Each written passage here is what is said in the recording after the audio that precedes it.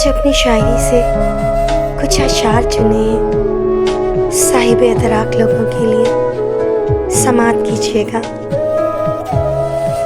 एक बार रूबरू हो जाइए साहिब, असीरी ये इश्क क्या है, असीरी ये इश्क क्या है, जान जाएंगे।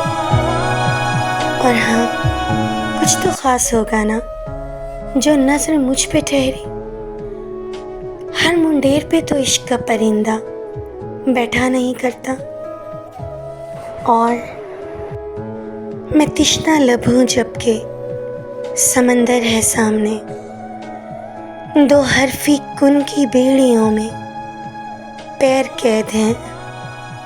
और फांसी पे लटकता ये ताल्लुक़ साहिब है मुंतज़िर के कब हुक्म अज़ान इश्क हो।